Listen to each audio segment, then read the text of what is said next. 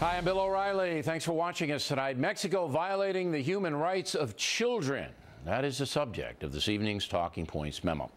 While many Americans are zeroing in on the Obama administration's failure to secure the American border, which is a very valid story, the bigger picture is being missed. Estimates are more than 300,000 children will enter the USA illegally this fiscal year. 300,000. Primary culprit here is Mexico, which is allowing smugglers to abuse children, putting them at grave risk. A very well-reported article today in the New York Times documents the atrocities. The piece, written by Julia Preston, a veteran reporter who tells the truth and somehow convinces her editors not to spin it, and the truth is brutal. Human smugglers associated with the Mexican drug cartels are charging up to $7,500 a kid to bring minors to the USA from Central America. Smugglers have no fear. They know the Mexican authorities will not stop them, and the porous U.S. border is easy to cross. In May alone, smugglers brought about 9,000 children to the USA. Some of these kids were abused on the trip, some of them raped, beaten, even killed. And the Mexican authorities look the other way. Why? Because the cartels bribe Mexican officials all the way up to the power brokers in Mexico City. And that is the truth. So what is America doing about it? How is this country trying to help these exploited children? Once again, the answer is the federal government's doing very little, and our awful immigration laws actually encourage the exploitation of children. President Obama has made no public comments about Mexican corruption and the human smuggling. The only thing he has said is this, quote, "The influx of unaccompanied alien children across the southwest border of the United States has resulted in an urgent humanitarian situation requiring a unified and coordinated federal response," unquote. Oh, I can't wait for that, because the Obama administration has known for months about this problem and has done nothing. Now, because of this tremendous abuse of innocent children, I have called for a boycott of Mexico. I am asking every American not to travel there or buy their products. This week, I'm joined in that effort by the Veterans of Foreign Wars, the VFW. They are urging a boycott of Mexico because that country has incarcerated an American Marine, Sergeant Andrew Tamaresi, and refused to release him. Laura Ingram with an update later on. Sergeant Tamaresi is suffering from post-traumatic stress disorder, and surely the Mexican president could grant him clemency. For some reason, Mr. Obama has not involved himself here. So we, the people, must now take action. The feds will not secure the southern border, will not stop the horrendous abuse of children, and cannot secure the release of a Marine sergeant suffering from stress. This is serious business.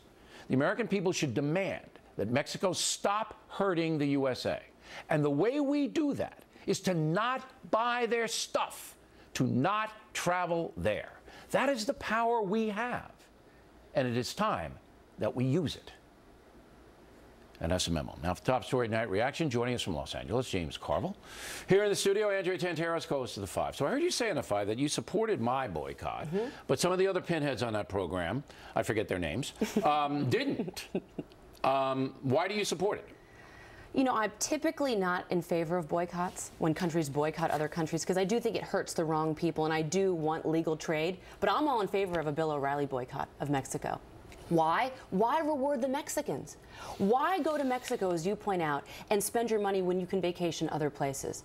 Why buy their tequila? Why? I mean, I like the tequila. I like buying it. But why would we reward them? Why would we give them legal status and benefits in this country?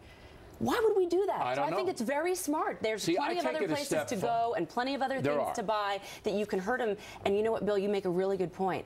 This administration isn't going to do it. So the people have to do it. The Mexican government and the cartels, which are basically one and the same, see this president as a weakling and a sissy. They don't fear, Mexico does not fear the United States. You're absolutely right. But if the folks get together, and the VFW is a good start. Now, Carville, I understand that this hurts Mexican workers, and I don't want to do that. Sure. All right?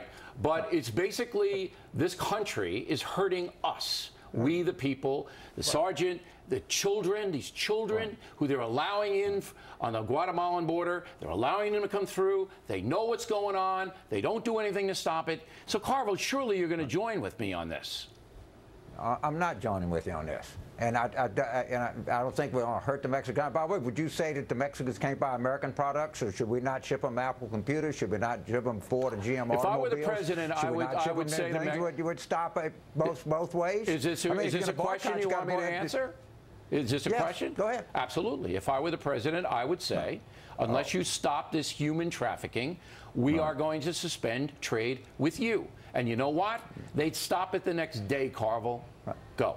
I'm glad you're not president. I think that would be a horrific policy. Well, you should be, because I'd deport you.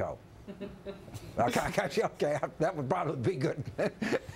I can understand that. All right, but so no, you don't want to do anything, Carville. You're happy with the situation. You don't want to do anything. No, I'm not happy with the situation. I think a boycott would be a how would you solve the problem, Carville? I think we have a first.